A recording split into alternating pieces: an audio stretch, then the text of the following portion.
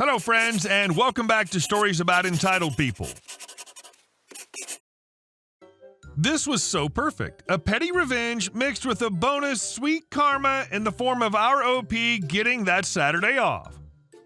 But before we begin, best way to support our channel is to leave comments, like, and subscribe with the turned-on bell so you don't miss the new video every single day. Oh, of course I'll switch shifts with you. Now, for the most part, I love my co-workers at local movie theater. They're the reason I stayed there as long as I did, and I'm still best friends with some of them to this day. Some of my co-workers, however, were less than stellar. I'm sure we've all come across that one co-worker who always tries to get people to take their shifts. Why they bother having a job if they're never going to work is beyond any sane human's understanding, but whatever. As long as it doesn't affect me, they can make as little money as they want. Penny was one of these coworkers. In the 6 months I worked at local movie theater, I could probably count the number of shifts we worked together on one hand. And this is with a staff of only about 15 people, mind you. As I'm sure you've guessed by this point, Penny wanted me to switch shifts with her. Now, this is an oddity in and of itself. Penny never offers to switch shifts. She expects people to take them without any favor in return. The reason for this rare occurrence is because by now she had learned that I don't enjoy this little game of hers, and the only way to get me to cover one of her shifts is if she does one of mine. It would have worked too if it weren't for those meddling kids. My shift was a Thursday, 3 to not listed. A weird shift, but whatever. I wasn't going to complain about it. Weekdays in general are dead at local movie theater, so it was bound to be another low-key shift of watching Vines with my GM in his office, and in all likelihood, they would let me leave after 2 hours. Penny's was a Saturday 5 to 10, our busiest day during our busiest times, so for understandable reasons, I didn't want to switch with her. Penny hadn't worked a Saturday in months, and I hadn't had a Saturday off in months. I told her no, and assumed that was that. She changed the schedule anyway. If we want our shifts changed, the managers let us sort it out ourselves and change the schedule that's publicly posted outside their office. I went in for my Tuesday shift and checked the schedule before I left, having a funny feeling she might have done something, and sure enough, she switched to me having Thursday. The fury of 1,000 dying stars burned within me. I was seeing red. This was treason of the highest order. But I didn't tell management because I didn't want my revenge tinted with bureaucracy. I did some digging on why such a weird shift was scheduled in the first place. You see, that weekend was opening weekend for Avengers Infinity War. It's another reason I didn't want to take her shift. The whole weekend was gonna be hell. I was even angrier than before. But Thursday, as I found out, was going to be much worse. Thursday's a popping day. Normally the morning shift pops because it's literally a graveyard shift, but a quick glance at the schedule told me that Penny was the earliest scheduled crew member that day. A manager was covering the whole morning by herself. Popping popcorn is the worst. Even just a couple of bags could take an hour to do if you factor in the cleaning. Our managers were very picky on the cleanliness of the machine, and because the process took so long, we usually popped around 25 to 30-ish bags at a time. Somebody who knew what they were doing could get that done in 3 hours. Penny, due to never actually working, only knew the bare basics about popping popcorn and didn't know any of the tricks to make it go faster. So the night before I text her, "Hey, I saw that you switched our shifts anyway without telling me. That's really not cool, but I'm fine with keeping it like that because I had plans for Thursday anyway." I, of course, conveniently left out the fact that Thursday was a popping day and there was no way in hell one of the managers were popping that morning. She texted back about an hour later at 2 a.m. "Oh, I'm sorry, I forgot to tell you. I never got your text about saying no and assumed you'd be okay with switching. Thanks for giving the okay." Penny went in on Thursday. She didn't know that it was a popping day, so there was no way she could have known she was going to be popping in preparation for the biggest movie of the year. Penny had to pop 60 effing bags of popcorn. She was there until 1 in the morning because she's awful at popping and takes forever to clean. That alone would have been enough to make it worth it. But the best part? The diabolical cherry on top of my malicious Sunday? My manager called me on Friday and said he accidentally overbooked the Saturday evening shift and that his higher-ups were making him cut somebody out. He figured I'd appreciate the gesture, having been working so many weekend shifts and all. Penny got to spend her switch shift popping popcorn for 10 hours, and I got to spend mine going mini-golfing and getting sushi with my friends. She never asked me to switch or take her shift ever again. And our second story. Entitled couple on train. I never thought I'd post here, even though I have a number of entitled family members, but this couple was on another level. Non-relatives who lack common decency really irk me more than entitled family members. As with family members, at least they can be mistaken in thinking you owe them something due to blood relation before you correct them. So here goes. I live on the west coast of my country, and to get to the east, you can buy a plane ticket or embark on an almost 9-hour train journey to get to the other side. Usually, I opt for the night train as it allows us to sleep.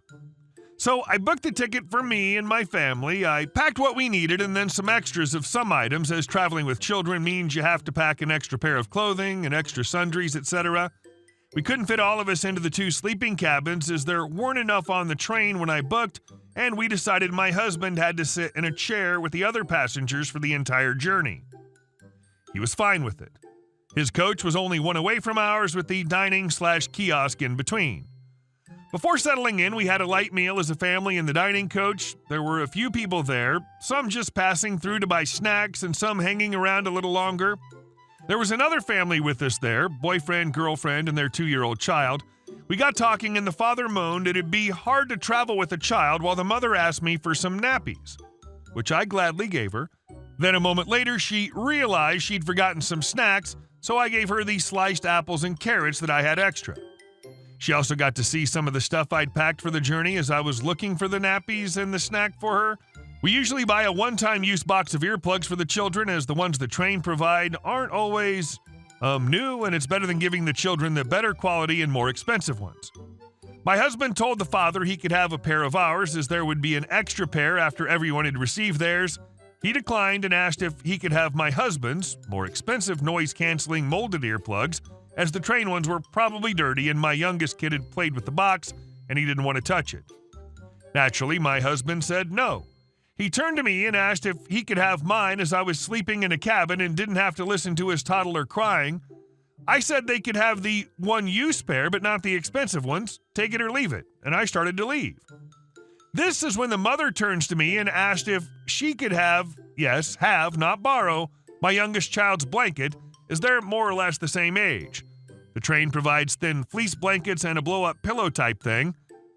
I gritted my teeth and said no. We settled in the cabin and fell asleep. 3 hours into the journey, I hear knocking on the cabin door. Alarmed that maybe something happened to my husband, I opened and I see the mother standing outside. She asked if she could have those earplugs, the expensive ones, as her son more or less had nonstop cried and fussed and her boyfriend couldn't take it anymore. I said no and told her I was pissed that she woke me up for something that was her problem and she could have easily avoided had she packed in advance. She got angry and said, "Wait till I tell him about this." 5 minutes later, there was knocking again at my door. It was the boyfriend. Quite rudely, hard to translate with exact translation into English, he told me that I had 2 options: give him the earplugs or give up my room so his son could sleep with our kids, as he was used to sleeping in a bed and the seats are obviously not a bed. I shut the door in his face. A few minutes later, there was more knocking. I opened and both of them stood there. There was some screeching on her part, which alerted the conductor/ticket checker and other passengers. I sent a text to my husband to get there quickly. The conductor calmed the couple down and explained he could give them another pack of the fleece blanket for their kid and that they just had to make do with what they had paid for, the seats. When my husband arrived, the father went from angry to calm, and he asked again if I could sleep in the cabin with our children while I took his seat, or that we could give up my bed for his son so that both him and his son could get some sleep. His girlfriend tried to sell this idea to me by saying I would be close to my husband because apparently we're a high school couple and need to be next to one another at all times for life to go on. We declined both their offers. The conductor gently tried to nudge them away from there, and even then she turned around and said, "Then just give me your blanket so that my son can at least sleep in a good blanket." The conductor thankfully got them back to their seats after threatening to throw them off at the next stop. There was no more disturbances for the rest of the journey. Edit. Since so many of you have asked where this was and some info on the cabin, Norway, from the west of the country to the capital. It stops in Kristiansand for half an hour, sometimes 45 minutes. 2 beds in a cabin. The whole story is bad, but I can't believe 2 grown adults who are parents themselves would even suggest that a mother should leave her sleeping children alone in a room with a strange man. Who would ever do this? This is outrageous. And our last story. I fired my stepfather. My dad owned a successful business but has passed away, and I've, 25-year-old male, inherited the business. The thing is, my stepfather works for me. My mother had an affair and cheated on my dad with his employee, aka stepdad. My stepfather has now been acting like the boss and trying to get away with things that anyone fired. He wouldn't do his work, and he either came late or didn't show up at all, and I'm tired of this crap. Every time I try to talk to him about it, he always brushes me off. I'm tired of this blatant disrespect, and everyone at the company is as well. Well, yesterday he tried to fire an employee of mine when he was in no position to do so. To be honest, I'm sick of him, and so are the workers. So I handed him a notice of termination personally and told him he had to go. He's mad at me, and so is my mother, and told me she was ashamed I was firing such a loyal employee. I almost laughed at that one, though it actually would have saved the company losing money from firing him. Your stepdad overstepped his position. He deserved to get fired, and it sounds like it not only saved money, but improved morale. Hey guys, thank you all for watching the video. I'll see you in the next one.